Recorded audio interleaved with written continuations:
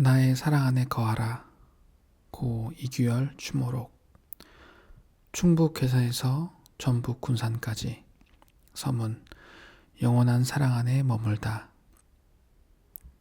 이 글은 1956년 충북 괴산의 산골에서 시작되어 2026년 전북 군산 성산공원에 안치되기까지 아버지 이규열이 걸어온 삶의 길을 기억하기 위해 기록되었다. 아버지는 연약함 가운데서도 끝까지 믿음을 붙들었으며 그 삶은 가족들에게 깊은 신앙의 유산으로 남아있다. 아버지의 생애를 하나로 꿰는 것이 있다면 그것은 예배와 사랑이었다. 급변하는 세월 속에서 그는 가족을 하나로 묶는 단단한 매듭이었으며 삶의 마지막 순간까지 하나님의 주권을 인정하는 법을 가르친 스승이었다. 특히 생애 마지막 105일 동안 가족들이 겪은 인내의 시간은 아버지가 평생 심어온 신앙의 씨앗이 절대적 순종이라는 열매로 맺어지는 힘든 과정이었다. 제1장 괴산의 맑은 공기와 아버지의 매듭. 1956년 아버지는 충북 괴산의 가난하지만 맑은 자연 속에서 이문환이라는 이름으로 태어났다. 그의 유년 시절은 부모에 대한 깊은 연민과 삶의 어려움이 나란히 놓여 있었다. 낚시 매듭. 할아버지는 어느 날 어린 아들의 이름을 이규열로 고쳐 불렀다. 그리고 아들에게 낚시 매듭 묶는 법을 가르쳤다.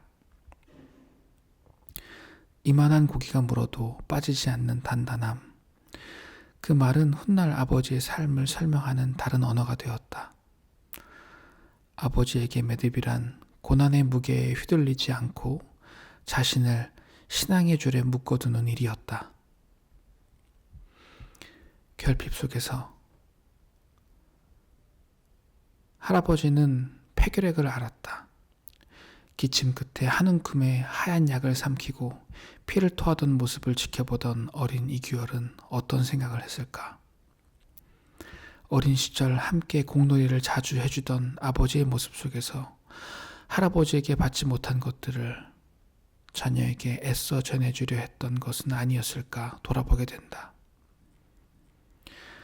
등이 굽어 지팡이에 의지한 채 고추밭을 매던 할머니를 보며 자란 아버지는 할머니의 손을 잡고 산에 올라 나무를 하면서 괴산의 맑은 공기를 들이마셨다. 백로담, 그곳은 일찍 떠난 할머니의 그리운 품이었으며 훗날 기억이 희미해진 순간에도 끝내 돌아가고 싶어 했던 고향이었다. 제2장 문틈으로 본 십자가. 가족 예배 중 아버지의 신앙을 깊이 이해하게 된 특별한 순간이 있다.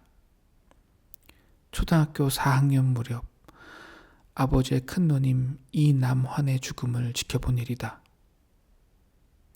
전쟁통의 영양 부족으로 평생 자리에 누워 있어야 했던 누님은 아버지에게 대속의 신비를 가르치는 살아있는 증거가 되었다.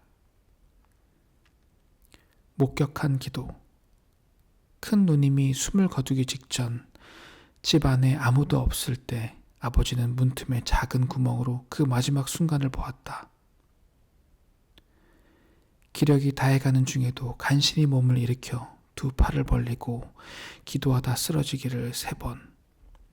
그 경건하고 처절한 기도가 어린 이규열의 마음에 새겨졌다. 아버지는 생전에 하나님이 나를 사랑하셔서 큰 누님을 통해 예수님의 십자가를 보여주셨다고 회상했다. 평생을 담아온 사건. 큰 누님의 죽음은 단순한 슬픔이 아니었다. 그것은 목격한 그리스도의 사랑이었다.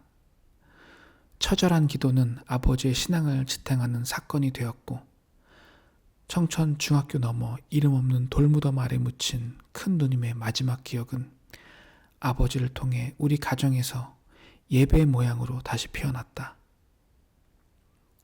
제3장 예배의 인도자.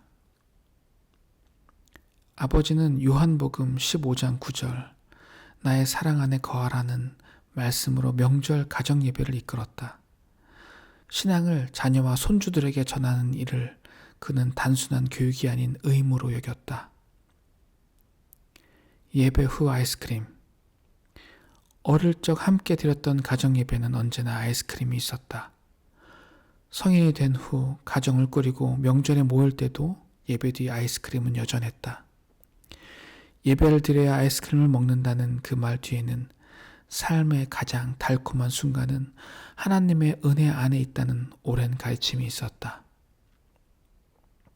손주들의 특성에 환하게 웃던 아버지의 얼굴은 가족들에게 예배가 기쁨이라는 것을 말없이 보여주었다. 할아버지의 품. 하은, 할인, 새벽, 새봄, 새힘, 새록 6명의 손주들에게 아버지는 한없이 다정한 할아버지였다. 시골집에서 숨바꼭질을 하고 아이들을 안아주던 그의 품은 가족에게 심리적 안정의 자리였다. 아버지가 인도한 예배는 삶의 방향을 세우는 깃발이었고 가족을 지키는 방파제였다. 제4장 지워지는 이름, 남는 사랑. 그러나 가장 평화롭던 시절 아버지의 기억이 안개처럼 흐려지기 시작했다. 머릿속이 다 지워졌다. 아버지의 그 말은 모든 것을 잃어가는 고독을 담담하게 드러냈다.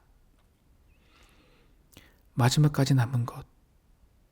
수많은 이름과 기억이 사라지는 가운데서도 아버지가 끝까지 붙든 것은 사랑의 본질이었다. 아내를 보기 위해 괴산 고향집으로 돌아가고 싶어 했고 잊혀가는 이름들을 기억하려고 노트를 꺼내 되뇌곤 했다. 손주들이 춤추는 모습을 보며 남긴 마지막 말, 참 예쁘다. 모든 추억이 비어진 자리를 채우고 있던 것은 사랑이 아니었을까? 그 한마디가 말해준다. 제5장 105일의 기도, 순종으로의 승화. 2025년 12월 30일 아버지의 실종부터 2026년 4월 13일 신원 확인까지 105일은 남겨진 가족들에게 신앙이 정련되는 시간이었다. 탄원에서 순종으로. 실종 초기 가족들은 아버지를 안아주시고 인도하소서 간절히 기도했다. 시간이 흐르며 가족들은 하나님의 약속이 무효한 것인가 라는 흔들림을 지나 결과에 연연하지 않는 자리로 나아갔다. 찾게 해주소서는 아버지의 뜻대로 하소서로 바뀌었다. 예배의 연장선. 105일은 단순히 잃어버린 아버지를 찾는 기간만이 아니었다. 그것은 남겨진 이들이 하나님의 주권을 온전히 인정하며 영적으로 하나 되어가는 시간이었다. 당시 미연교회 목사님의 권면처럼 이해할 수 없는 고난 앞에서 하나님의 보호를 끝까지 신뢰하는 법을 배웠고 아버지의 매듭처럼 하나님께 가족들을 더욱 견고하게 묶었다. 결혼. 믿음의 가문을 향한 약속. 2026년 4월 25일 아버지 이규열은 군산 성산공원 추모관에 안치되었다. 큰 누님의 죽음을 통해 새겨진 예수 그리스도의 사랑과 낚시 매듭처럼 단단히 붙잡았던 믿음은 이제 자녀와 손주들의 삶 속에 살아있는 유산으로 남았다. 아버지의 부재는 상실이 아니다. 그것은 아버지가 평생 일궈온 믿음의 나무가 더 깊이 뿌리내리기 위한 걸음이 될 것이다. 나의 사랑 안에 거하라. 아버지가 마지막까지 전했던 그 말은 이제 우리 모두의 삶을 이끄는 깃발로 남는다. 그의 삶은 가족을 예수 그리스도께 묶어두려는 낚싯줄과 같았으며 그 끝에는 결코 풀리지 않는 믿음의 매듭이 묶여있다. 아버지께서 나를 사랑하신 것 같이 나도 너희를 사랑하였으니 나의 사랑 안에 거하라.